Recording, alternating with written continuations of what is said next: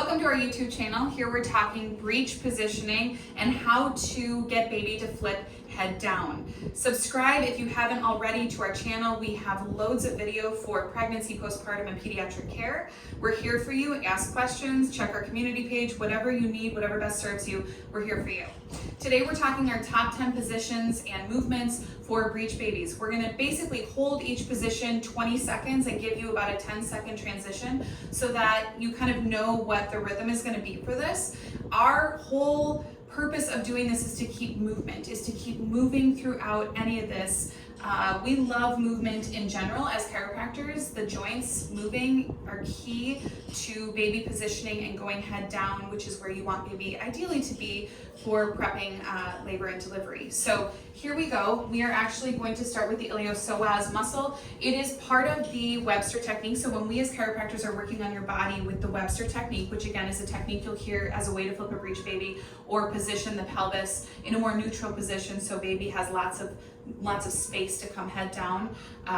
The psoas is part of this. So when she's coming down, she's Dr. Beadle's going to pretend to be a pregnant patient. She's going to come down with both legs even, not ever one-legged. So we're trying to keep things as even as we can when we're maneuvering between positions. So she's gonna lift up this left leg, and in this particular case, we're gonna pretend that her right side is her tight side. So we wanna really focus in on the tightness in the soft tissue. She's gonna lean in, so the left leg is forward here. She's stretching through the right psoas. Left arm is on the wall. We wanna take away the balance component, and she's gonna use that counter arm to really push back and lengthen through the muscle tissue. This muscle is actually rotated. It kind of rotates around the backside of your pelvis. So when you push and twist, you're gonna get a better stretch through that muscle. Straight up doesn't usually cut it. The other thing she wants to be mindful of, now she's not pregnant right now, but is tucking the pelvis forward a little bit. So if you were to come back a little bit, tuck the pelvis under and then go into the stretch. That's what we want you to do, is be really mindful of what your pelvis is doing that way. Again, we're gonna just focus on this one side because her right side, in this case, we're pretending is her really, really tight side. And we wanna focus on loosening that up. We're gonna go right into bridging, shoulder bridging. So she's gonna be on her back momentarily. For you pregnant women, I don't want you on your back long, no more than a minute. But when she's coming down like this and moving up and down, she's not gonna be putting a ton of pressure on the vasculature on the backside. So I'm comfortable with this, but we wanna go into bridging like this and we want movement. So come on back down and up. We're gonna have her do 10 of these, again, about 20 seconds. And the neat thing with this is that we're working with more of an inversion. Now I will say this, I don't love straight inversions, like where you're coming down off of a table and going upside down. We deal with a condition called orthostatic hypotension with pregnant women, and if their hemoglobin or iron levels are low, they're gonna get dizzy. So I try to prevent any actual inversions when dealing with breech distribution for mamas and babies. I prefer something more like this, where we're still getting at an angle, but we're not going straight up and down, which again, is going to eliminate getting dizzy and dealing with anything like that. Now she's going to transition into crawling, and what we like to do is add in the cat-cow with this. So again, creating a lot of movement. So she's going to be going forward 2, back 2, and going into a cat-cow. And the cat-cow is so beautiful because you're using gravity to really drop through and give baby some more space. And then with this, you're creating movement through the pelvis, which is really, really beneficial when you're dealing with a baby who is head up. We're gonna get into some more cat-cows that are a little higher up as we get further along in this video. But for the time being, we like this combination of 2 forward, 2 back, and then the cat-cow. Now the neat thing with the 2 forward and the 2 back is that you're shifting the pelvis. So anytime you're shifting the pelvis, you're really creating a lot of movement for baby, a lot of space. You're stretching tissue, you don't even realize you're doing it. So I love the combination of this, the movement of the pelvis shifting with the cat-cow and using gravity to create some space. Now we're gonna go into what we call wag the dog. You can do this on all 4s, or you can do it with the ball. We love the ball. The ball is like our favorite tool in the office. She's going to be on the ball. I'm actually going to have Dr. Beadle lean on it even more. I prefer that women really hug the ball and allow their belly to go, like totally go tailbone up. And now what she's going to do is wag the tail. So she's gonna really create a lot of movement, and I'm gonna even have her isolate it more, so you can do exactly what she was just doing, or you can keep your body a little more still and wag it like this. You could use a chair. You again could be on all fours. Again, the idea is to just create a lot of movement in the pelvis. The pelvis is your key with all of this in shifting and making space for baby to come head down. Now we're gonna go into the side lying movement. So I'm gonna ask our lovely woman behind the screen there, Miss Keeley, to come on over here. I'm gonna have Dr. Beadle over here, and we're gonna go right into a side lying release that you're gonna do from home. So when we're dealing with patients in the office, we're doing side lying release where we're actually compressing through. And if you want more video on that, on partner positioning techniques like this in prep for labor and delivery when we're not dealing strictly with breech, check one of our videos, it'll be linked here, but that's what I want you to look at if you are doing that. Now, for all intents and purposes, today, we're just gonna do the sideline release so she can do it by herself. I want her to have something just in case, so in your home, we're gonna cover your face, I want you to have something to hold on to because you're gonna want to kind of roll forward, so you wanna be mindful of this.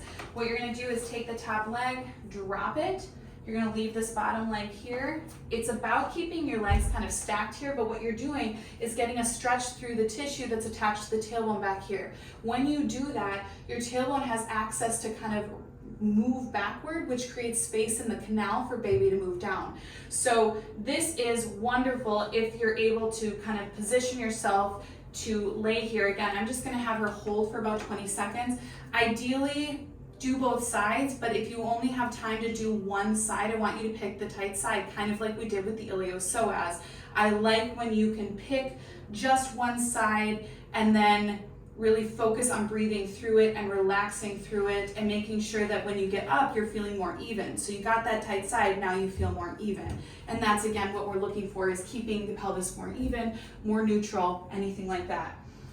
We're gonna go into the chair cat-cow from here. So she's gonna be careful coming up, using her arms to come up on her side rather than just using the core. We're gonna go into the cat-cow, the standing cat-cow with the chair. So the reason I like this is because she's at more of an angle. So I'm gonna actually have you come down even more, maybe onto your forearms. Yeah. Now this chair isn't awesome because it has the grooves in it, but I want more of an A. So as you can see now, she has more of an inverted position, but she's not straight up and down, which I like. Again, I was telling you earlier, I don't love women just coming down onto the ground and doing an inversion. I like this. It's a lot of movement. It's a lot of active movement, using gravity to help us move baby. I like this A position, which we're gonna get into more here in a second when we do one of the partner techniques. And actually, we'll go into 3 partner techniques. I'll show you the actual sideline release with a partner, and then we're gonna get into some sifting and some pulling through the pelvis to really distract and take pressure off the pelvis, kind of where your abdomen meets the base of your pelvis. Oh, hi there, something's ringing, don't know what that is. Okay, now we're gonna have you come up, we're gonna have you on the ball. You're gonna go right into ball isolation. So again, pelvis, pelvis, pelvis, pelvis, pelvis. Dare I say it again, pelvis, pelvis. So with this, you wanna really isolate through the pelvis. So forward, back, side to side, figure 8, both ways, which is really kind of hard for the brain. But that's what you wanna do, is really create a lot of movement in the pelvis. So not just sitting on the ball, not just bouncing on the ball, isolating your pelvis, creating a lot of movement. When you do this, you're also stretching all the ligaments on the back side and the front side that are playing into what baby is able to do underneath, deep inside. So the isolation like this, the movement like this is just key.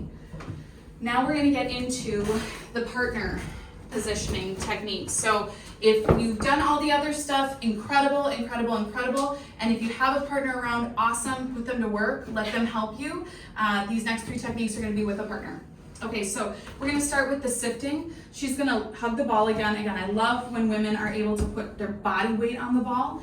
What I'm gonna do, we're gonna pretend that she's pregnant. What you would do ideally is have the mama cover the entire abdomen. And we have more videos on this as well, on the sifting specifically in prep for labor and delivery. So if you want some other videos with an actual pregnant woman, you can check that out for sure. But for all intents and purposes, I'm just gonna pretend she has a belly. I would wrap her belly underneath here. I would have her straddle a little wider, and I would lift here. And I don't want it to hurt. Oh, she sure, doesn't okay. actually have a belly, but that should be good. belly catches the scarf, which is really nice. And then you lift, and the key here is to make mama relax. Let her belly go. Make her stick her tailbone in the air and actually come forward a little bit. There you go. So you want mama still neutral. You're gonna use gravity to help you, and then you lift, and then you start to sift. And this creates a ton of movement for baby, a ton of space. You're stretching through the tight round ligament, right? You're getting anything that's tight in there, and you're still creating movement through the pelvis without them even really feeling it. You're taking a ton of pressure off the back, again, using gravity. This feels incredible for the mama.